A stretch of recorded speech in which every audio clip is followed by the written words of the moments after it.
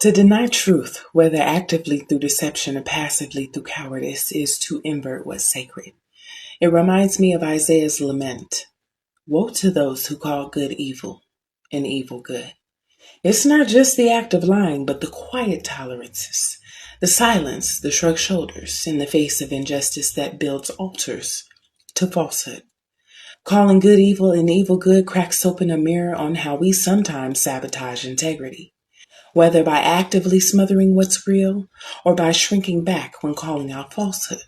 There's a real tension between shame and fear on one hand and accountability on the other. There are several ways it shows up in our lives. Denial of uncomfortable facts. It can't be that bad, right? So we numb ourselves rather than name reality. Or maybe silent complicity, when the room knows something's wrong, but no one speaks up. The lie gets the throne. Self-protection at the expense of righteousness. Choosing comfort over conviction. Truth is the soil where trust and real intimacy grow, so when we oppress it, relationships with Yahweh and people get choked. A lie exalted breeds more lies. Spiritually, we become captive to our own cover-ups. Courage isn't absence of fear, but choosing faith over flight. Ask yourself, where have I shrunk back? What did that cowardice extract? And how has it cost peace, reputation, or even relationships? What truth have I denied to myself or someone else? When we smother reality, either by denying what's real or by shrinking back when we ought to speak up, oppression takes shape. Denial is sure to deaden our insight, and your soul loses the antenna that once picked up on subtle promptings of the spirit. You can't tell truth from spin, conviction from convenience. That fog gives demonic forces free rein. Deception becomes intoxicating, and you can end up living in a ghost town of secondhand beliefs. You become a stranger to your own calling.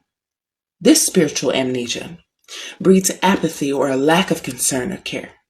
You stop remembering who you're for and what you're purposed to build. A single lie tolerated is a cancer that spreads. And cowardly silence in the face of injustice silences other voices too. The body of believers grows lymphatic, infective, weakly connected.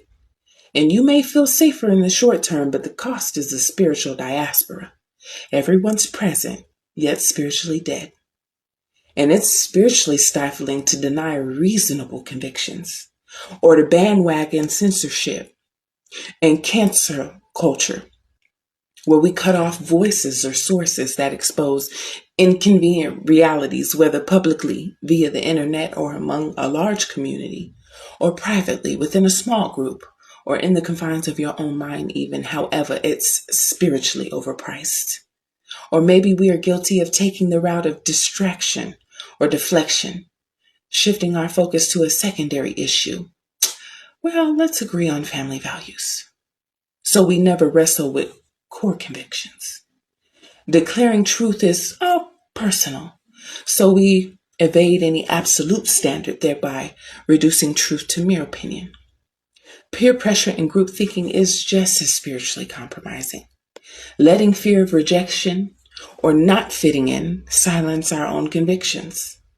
Anything to stay inside the circle, even if the circle is propagating a lie. All of what I before mentioned are all under layers of fear, pride, and convenience. And recognizing where we tend to oppose the truth is the first step towards breakthrough and learning to live fearlessly and liberating honesty.